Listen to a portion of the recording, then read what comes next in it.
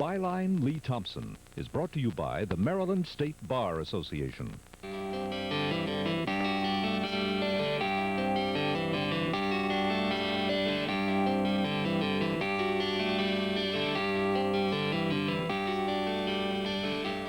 Good evening, I'm Lea Thompson. Welcome to BYLINE. This is our first program. Everything we're going to do will relate to you, the consumer. But I promise you this show will be a lot more than just a bargain hunter's guide. We'll tell you not only what is happening, but why and what it means to you. We'll dig deep to uncover stories of frauds and rip-offs, stories of what government and business are doing to you as well as for you.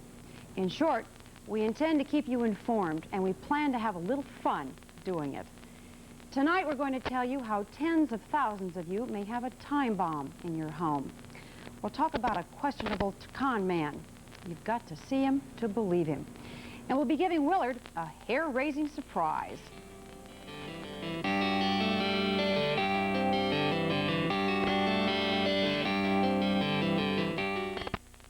Like 3 out of 4 people, you just haven't gotten around to making out your wills. Oh, you will, someday. But you've got years. What could happen to you two? You can leave it to state law to distribute your property and decide the future of those you love. But if you'd rather make those decisions yourself, call your lawyer soon. Someday can be too late. The lawyers of Maryland want you to know. Sometimes living in a big city can make people feel pretty helpless. But there's one time when each of us can help somebody else in trouble. Last year, more than 150,000 of our friends and neighbors in the Washington area needed blood from the Red Cross. As a matter of fact, every 12 seconds somebody in Washington needs blood to help them stay alive. I'm helping. You can too. Call the Red Cross at 857-3767 today and become a blood donor. And tell them that the mayor gave and you want to give too. Oh, these freckles. Is there anything that'll help fade them? Porcelana, the medicated fade cream. Lately, I've had these awful-looking brown patches. What can I do about them? Try Porcelana, the fade cream. They call these age spots. I call them ugly, but what's a woman to do? Rub in Porcelana fade cream. Helps fade age spots, sun freckles, and those dark patches women can get during childbearing years. Porcelana medicated fade cream helps bring back your natural skin tone. Our first report tonight deals with a time bomb, a potential disaster ticking away inside as many as 40,000 homes in the metropolitan area. Those homes, built between 1965 and 1973, were wired with aluminum wire. You may have heard of the hazard before, but for the first time, we will show you memos that prove industry knew aluminum wiring was dangerous before it ever put it on the market. Well, the industry says nothing. Our sources in government and industry tell us there was a conspiracy to cover up the danger. At the same time, aluminum wiring was being put into 2 million homes nationwide. I went upstairs, and my children were asleep, and I was in my room. When I turned the lights on, they were flickering, and I heard a crackling noise, which drew me over to my desk area.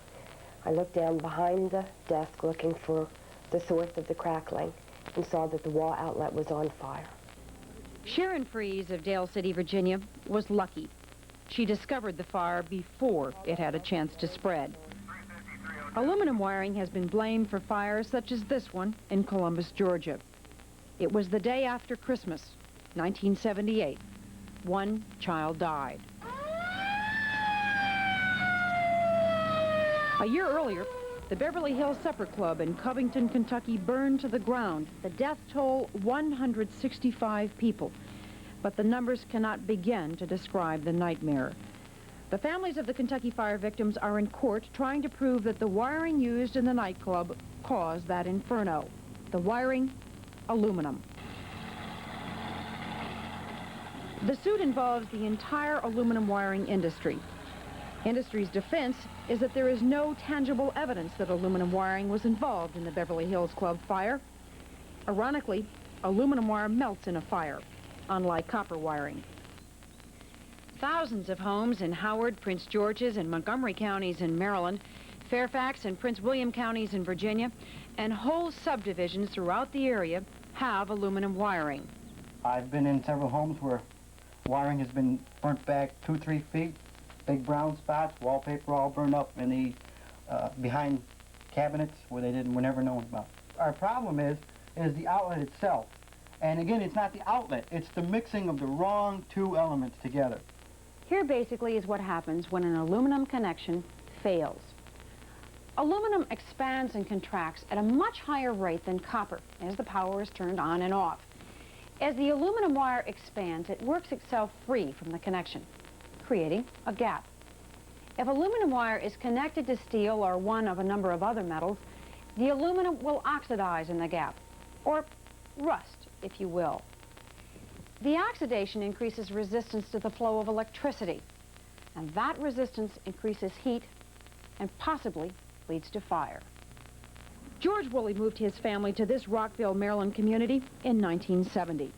He had no idea his home was meshed throughout with aluminum wiring, but he knows now. And I've had flickering lights, I've had motors burn out, I've had motors burn out on my air conditioner, furnace, kitchen compactor, refrigerator, disposal, wash machine and dryer.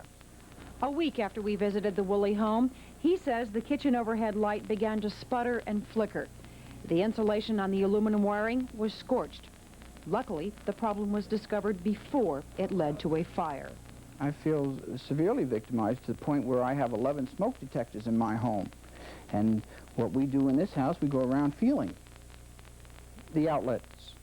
And if they feel warm, then we have a problem. We asked a laboratory to set up a demonstration to show how fire can start from the overheating of a receptacle. This receptacle has been specifically made so as to duplicate the amount of heat that a failing aluminum wire can generate. It has now been far less than an hour. You can see a lot of smoke. It's discoloring. It's very, very hot to the touch. And it's very smelly in here. In less than 2 hours, the wall is in flames.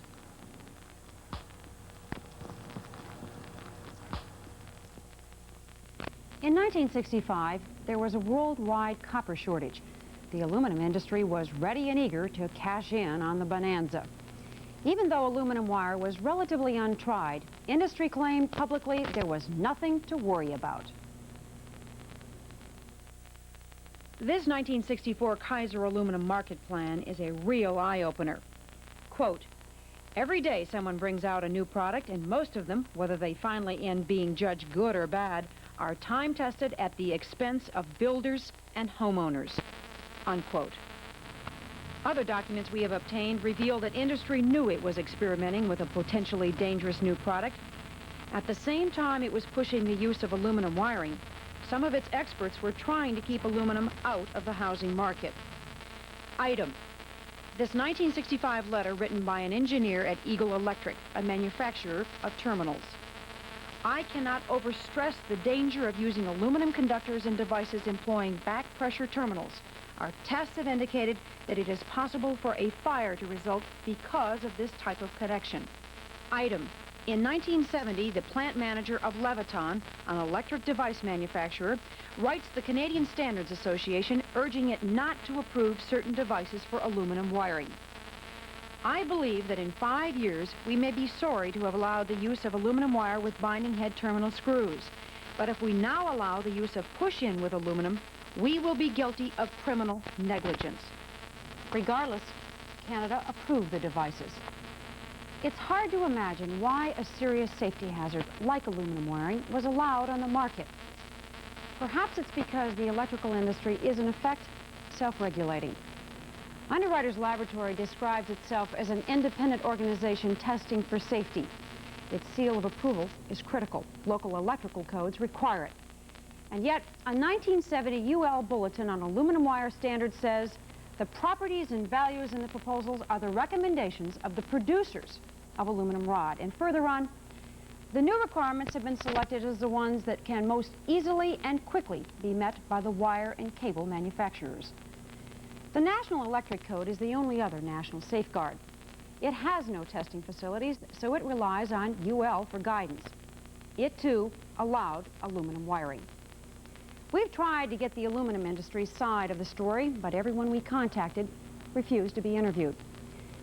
It wasn't until 1973, after 2 million homes had been built with aluminum wiring, that Underwriters Laboratory finally revised its standards. In turn, so did many local and state electrical boards. Aluminum wire is now banned for new construction in our area and in most jurisdictions, but not all. Susan King, chairman of the U.S. Consumer Product Safety Commission. We estimate that as many as 1.5 million to 2 million homes have old technology aluminum wiring. We believe it to be such a serious hazard to the consumer and to the homeowner that the Commission filed a major lawsuit. The suit is against the manufacturers of aluminum wire and devices which were made before improvements in technology around 1973.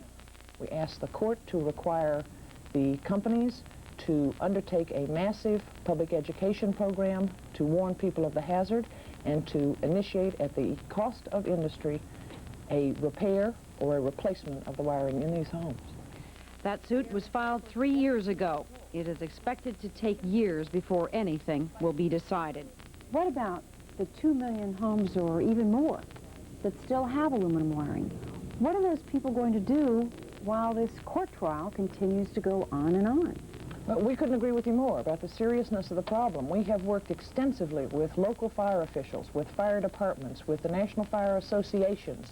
We have attempted to get out information to building codes people, to everyone who can help disseminate this information. The first thing is to notify people of the problem. You may not even know if your home has aluminum wiring. If your home was built between 1965 and 1973, call a qualified electrician. He may charge you $60 or more to tell you if you have aluminum wiring, but it's worth it for your peace of mind. The telltale signs of aluminum wiring are these. The outlets. If they're hot or warm to the touch, it may be only a matter of time until they reach the combustion point. Turn off the power at the fuse box and call an electrician. Other signs are flickering lights, crackling noise from the area of the receptacles, and the smell of burning plastic. To correct the problem, you may have to spend $300 or more to have all of the outlets in your home replaced, or $3,000 or more to have a complete rewiring job done. If you, Susan King, found aluminum wiring in your home, what would you do? I would have an electrician advise me on the possibility of replacement of the existing system if I could afford it, and unfortunately it's very expensive. If it were not possible to replace it and rewire the house, I could turn to what is, we believe, the best available fix on the market now, a new device adapted from aircraft technology which essentially crimps onto the existing aluminum wire a copper connector so that it is the copper that is used at the connecting points and thereby eliminate the overheating and ultimate, potentially very dangerous fire hazard. We are told by the aluminum industry and Underwriters Laboratory that the current aluminum wiring technology is safe. My question is, can we trust the very folks who assured us that the old technology was safe? Our position on this is that this agency must keep a very close watch on the whole aluminum wire situation from here on out. We don't ever want to see something like this happen again. It would be nice to think that this type of thing won't happen again. But the fact is, the electrical industry is basically self-regulating, and that means that what it deems safe, the public has to live with. Without a check-balance system, a new, unknown system was thrust onto the market, and now we, as consumers, have to pay the price.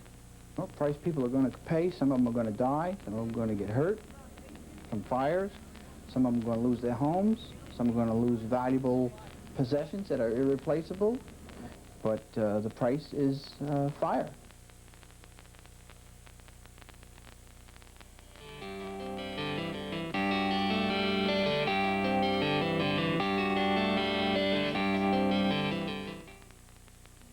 My old employer still owes me money. How do I get it? We're buying a house, but we want to be certain the contract is okay. Who can help us? I didn't get the promotion because of my age. Is it a case of discrimination? We could run this station, but how do we get started? There have been big changes lately in estate law. Should our wills be reviewed? When legal questions arise, your lawyer has answers you can count on. The lawyers of Maryland want you to know. Some things are right. Some things are wrong. Some don't fit. Some don't belong. This works, that won't. These do, those don't. Some things are wrong. Some things are right. Some things just naturally go together, like Jim Vance and Marty Levine. Jim and Marty, John and Willard, new friends. A new team. Good times, good friends, good news, good night.